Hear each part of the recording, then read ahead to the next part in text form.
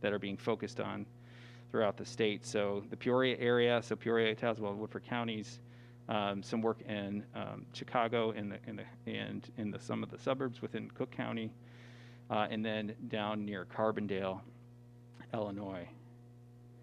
But really promoting that kind of critical connection between health and the planning and implementation of strategies in the built environment. So this is too small for you all to see, but starting back even before this, but with the Heart of Peoria plan that the city was involved in the early aughts, up to comprehensive planning in 2011, infrastructure design standards evaluations. We were starting to learn from best practices across the country in our own Complete Streets Ordinance was adopted in 2015, as I mentioned, Bicycle Master Plan in 2016.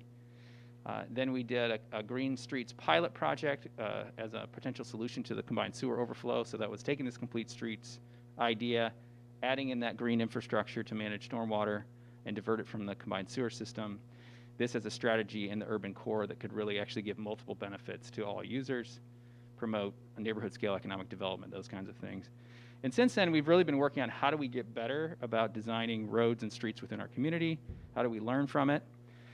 So we've had a series of kind of workshops for the public and for professionals and for city, county, and regional staff.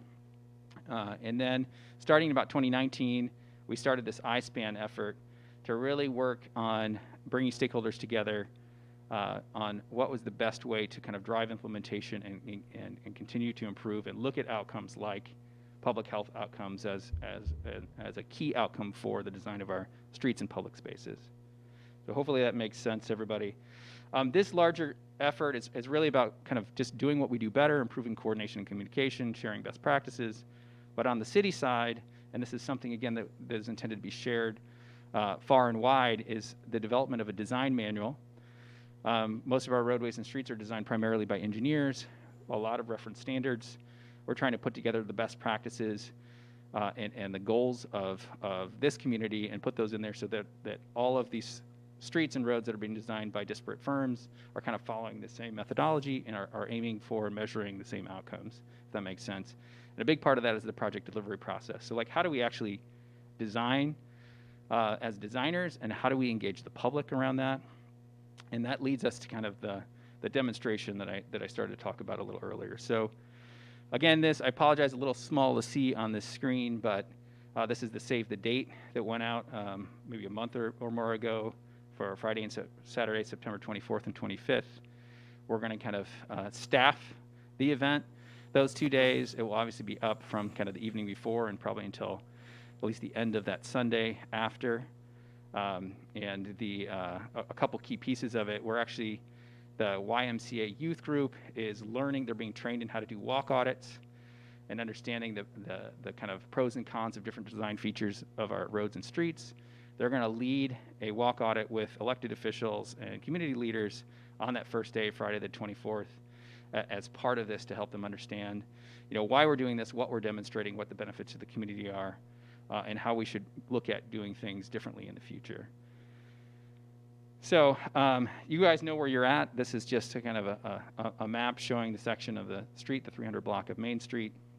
And the existing cross section basically has parking on either side and 2 drive lanes, 2 in each direction for 4 lanes of traffic. Multiple documents, planning documents, and decisions that have been made over the last few years included kind of, if you were, right sizing or road diet, because there's not enough traffic to warrant that many lanes. How do we enhance this? So this is a rendering from the 2016 Downtown Streetscape Master Plan that has some bike lanes and 1 lane of traffic in each direction, and also a center median. We do, as many of you probably know, the state capital bill included about $25 million for the Main Street corridor reconstruction and redesign as a kind of an example of a great complete street project. So building on that, we took kind of a quick mock-up idea. We're not really fundamentally changing anything. We're doing some temporary work for this pop-up event. We said, well, how can we demonstrate the gist of all these design changes that have been proposed? So down to 1 lane in each direction. On one side, we'll actually do a parking protected bike lane, which really adds to the comfort level of people that might want to ride with their kids, for example, on a street. And on the other side, maybe a more traditional, take one of those drive lanes and put a kind of just a buffered, a paint buffered bike lane on there that's outboard of the parking, which you see more often. So the idea is really, there were three goals for this. One, as I mentioned before, complete streets policies are the most accessible kind of tool, if you will, for addressing transportation equity issues. And for the process itself, it is a way to really look at using demonstrations as a key piece of the process, as a way to look at how can we more meaningfully engage the public, because you can get, and they can bring their kids, their dogs, their grandparents, you can come in your wheelchair, you can do whatever you need to do to kind of test out how this street design might work for you and provide meaningful feedback. And so the other, the third piece of that is then the designers of these roadways really have another better way to get feedback on their design before it is kind of literally cast in concrete for 25, 50 years or more. So that's the process.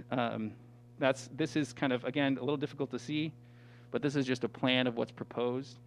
Obviously, with the volunteers that'll be out there and the support of the streets crew from the city, we'll just be doing kind of painting and striping and things in key areas. So you won't see a full painted bike lane, but you'll see some spots out there. And hopefully we'll get a handful of folks safely masked and distanced, experiencing kind of the streetscape in a new way. And again, one of the goals really to inform this forthcoming $25 million reconstruction of the Main Street corridor. But also the hope is that this becomes a kind of new standard part of the process of the design of our roadways and streets within the city, and then eventually is adopted at a regional level. So that's what I wanted to share today. I know I ran through a lot really fast. Not sure if there's a venue for questions or anything like that.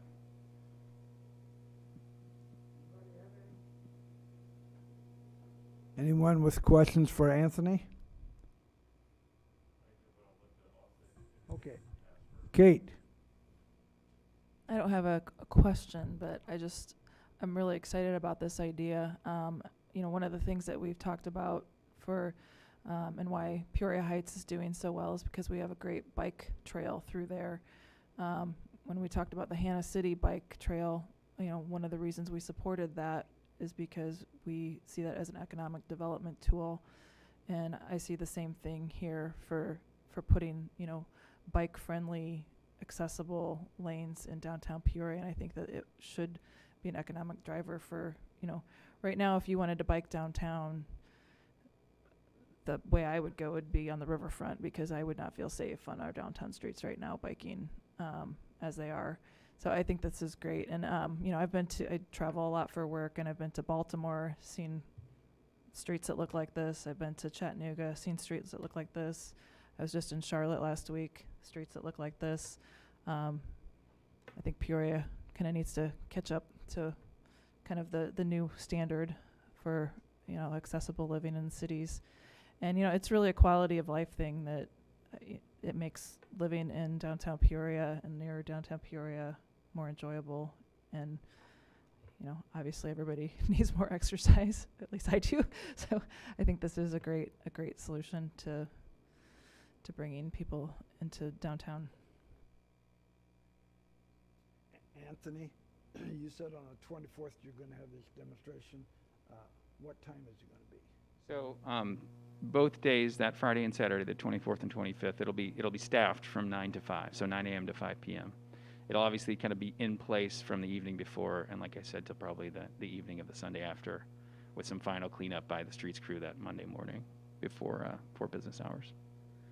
Steve? You asked my first question, Phil, what the time, so I was putting it on my calendar and I was trying to figure that out. And then since Kate made the comments, I'll echo her comments of, I think the initiative's good. Obviously, there needs to be a plan of connecting these streets to other bike lanes, to neighborhoods, to destinations. So, and it doesn't happen overnight. Just be cautious we don't piecemeal it. We've got a mile and a half of nice bike lane that goes to nowhere, that dumps you into traffic or whatever. So it takes a while, but I'm sure you're working through connectivity to what you're connecting to with this.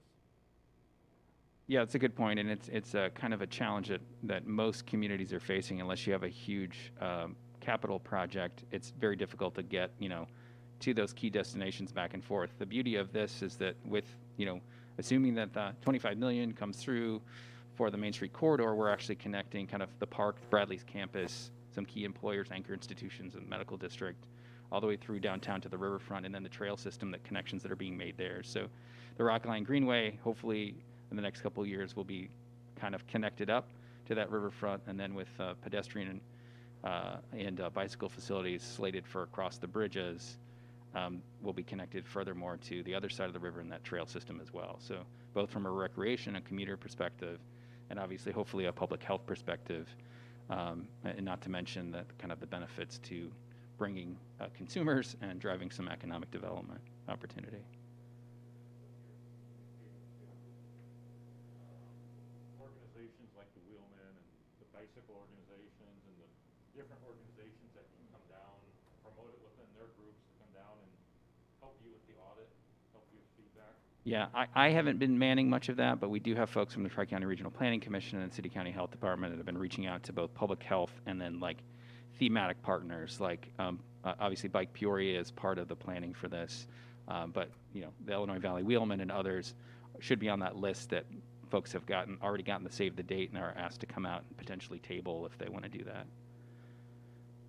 You just answered one of my questions, Anthony. Tri-County, see, they've been working on, I think the area right now around the General Star region and on down where they're doing a lot of construction up for the bridges and so forth. Yeah, Tri-County. Yeah, just to reiterate, so there's actually two different buckets, or actually three really, of CDC funds going into this, but it's iSpan and Walkability Action Institute. And in both cases, the City County Health Department and Tri-County Regional Planning Commission are key partners, or fiscal agents or primes on those grants. And so, again, the idea is really to build on what's already here, try to get to a demonstration project, try to shift the perception and the process of how we design our streets so that moving forward, whether it's a county road or a city street, we're looking at this novel kind of engagement and the opportunity to kind of really get real-time feedback using kind of the best practices for transportation equity and complete streets. Jimmy? Thanks, Anthony. So, in theory, I like the proposal, but it's the follow-through of, and I'm just thinking of the CSO project, which they did in the warehouse district, which for a year looked beautiful, and now it looks like complete weeds. So what is the city going to do to make sure if you do put in center aisles with green space and grass? I mean, I can drive down Kumpf and other places where it's this giant weed fest right now and filled with garbage. I know the city a few years ago scrapped the proposal to hire full-time people, I think, that would maintain that. So I'm just saying, in theory, it looks wonderful, but if you don't maintain it, what is the city's proposal to maintain these so that they're not eyesores? Yeah, and I can't speak for the city, but what I can say is that the recommendation that this group is already making, as evidenced by just the mock-up, is that instead of a center median, which actually creates a whole bunch more costs without necessarily adding benefit, you could spend that money on the pedestrian realm on either side, enhance street trees and expand sidewalks and do those kinds of things, get the same net result. But then also like keep it simpler. Like, so if you're doing street trees and bicycle and pedestrian facility enhancements and a safer roadway for cars and motorists, yes, it needs to be maintained, but there's nothing really kind of novel going into this in terms of additional maintenance regimes. But to your point about the kind of the broader projects in CSO, it's a paradigm shift, right? A lot of our infrastructure is kind of, you do some preventative maintenance, especially on the surface, but if it's pipes and other stuff, you don't pay attention until there's an issue. So there is that kind of evolution happening and trying to figure out how do you maintain kind of a new approach. But things like the striping for the bike lanes and potentially using even striping for bulb outs or things at corners in the interim, those are things that can be part of the painting regime or the contracted painting maintenance that happens. So, but hopefully that kind of answered your question, but like this is something that is certainly going to be part of the process and integrated into the roadway maintenance regime, if you will. No, I just asked from a cost perspective. I know why they pave the center medians, because there's no manpower after you have to go do it, other than maybe a truck go by with weed spray every once in a while. So I love the theory. I'm just curious what the cost is for what are you outweighing? I know that you have less street to maintain, so there's that, but then what does it do budget-wise for the cost of maintaining? Yeah. I'm just looking for a number. I mean, I know you don't have it, but I'm just Right. saying. Ideally, the communities that are looking at this holistically are doing just that. They're saying, well, we're going to maintain fewer lane miles or fewer right-of-way widths to a higher standard for the same dollar amount, for example.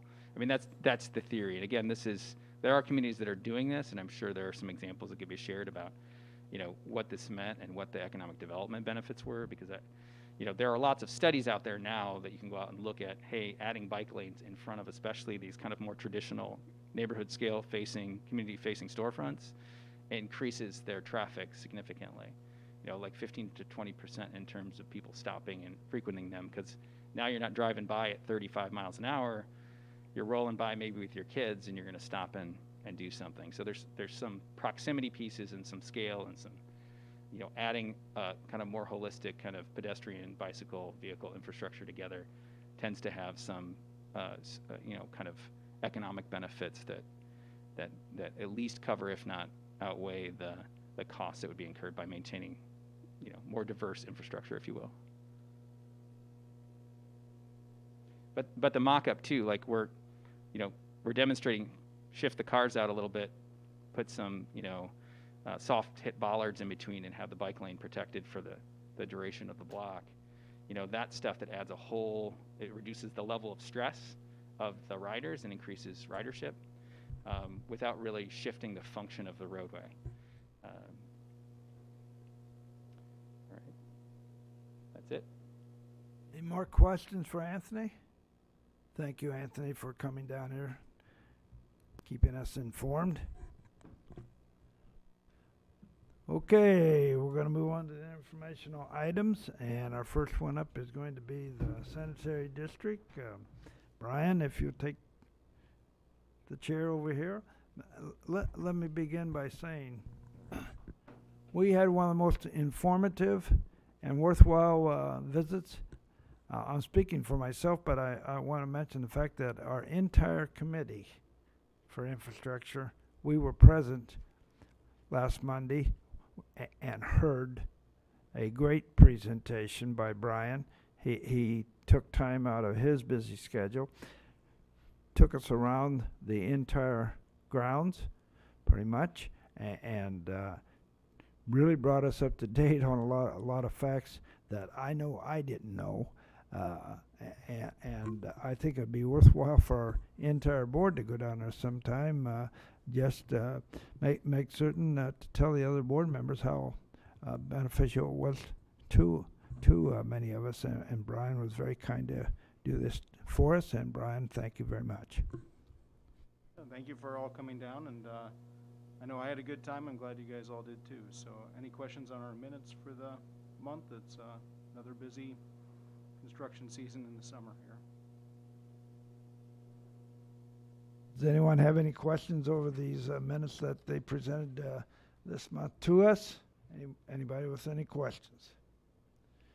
If there are no questions, then Brian, thank you for attending our meeting.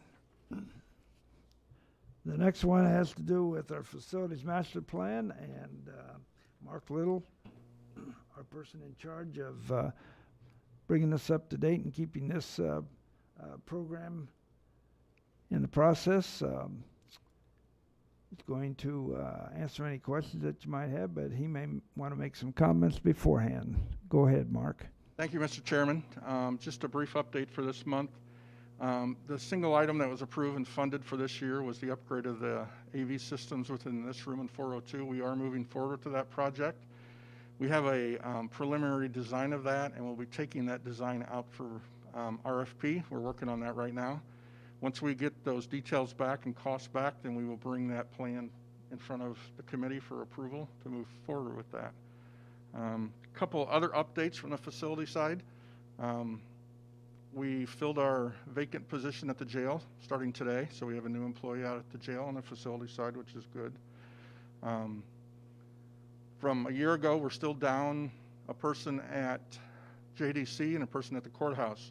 Those were not funded in this year's budget, but I've requested to refund those for next year, so when the budget comes forward, those two positions will be funding to put a person back to the JDC and get us back to full staff here. Also, some projects we're working on. The chiller, the large chiller for the courthouse has been down for the last week and a half. The guys have been doing very well at keeping the whole building cool. The oil pump went out of it, and as part of that process, we had to recover 1,700 pounds of refrigerant, which took a lot of containers to do that. So that's in process right now. That process to fix that started last Friday, and they're here working on that now. Other project we're working on is to replace the cooling tower out at the JDC. That device is failing and cannot be repaired. There's too many things wrong with it. So we have moved forward with getting a new cooling tower ordered for the JDC, and lead time is 4 to 5 months, so that will probably not go until next year, but we're keeping our fingers crossed that that piece of infrastructure keeps on running the rest of this year. So just a few updates on some of the highlights that's going on in the facilities department. Any questions? Is Rule, the truck out here, they're doing the work for us down here at the They are, courthouse? correct. Okay. Any questions?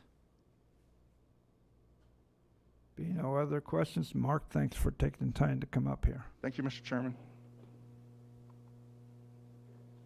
The next item we have, do we have any citizens' remarks?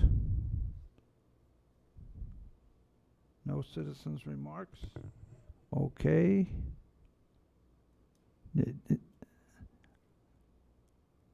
Amy? This would be what, under miscellaneous? Miscellaneous, yes. Thank you, Mr. Chairman. Just a few things, an update from the Highway Department. The save the date that Anthony showed, I can get that out to you if you're interested in that, the save the date card, so you have that information. We were having a supply issue with some of our pavement marking material. We work with the city of Peoria to order that, and there was a nationwide shortage on that. We did find a vendor working with the city, and that actually held up our seal coating program. So now that we have the material, we just got notified today that we have material, so we will be starting our seal coating program.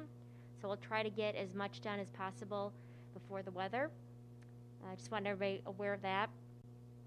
The Truett Road Bridge, this is up by Chillicothe, over kind of by the gravel pit up there, just west of Chillicothe. We had intended to do that project this fall. Unfortunately, there's some material issues with the steel reinforcing that goes in the beams, and so it looks like it's going to be a spring construction. We want to at least keep the bridge open to one lane as opposed to taking it all down and just having it closed for winter. So I just want to make everybody aware of that. That project will be delayed. And then finally, we will be having a public meeting on September 7th in the evening. This is a virtual meeting for Glen Avenue. This is a joint project with the city and county, and this will be between Sheridan and Knoxville to take public input and let the folks know what's going on out there. So just kind of an update from the Highway Department. I'm happy to answer any questions. What was the date on that Glen Avenue public hearing? That's September 7th, September 7th. and I'll get that information out to the board members. Other board county committee members, do you have any questions for Amy? No other questions? Okay. Thank you, Amy. Does anyone have any comments under miscellaneous?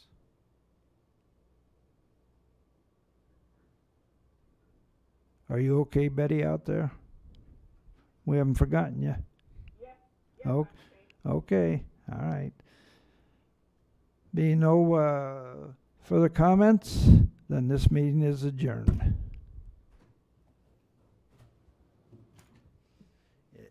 It's all yours, Mr. Riker. Jimmy?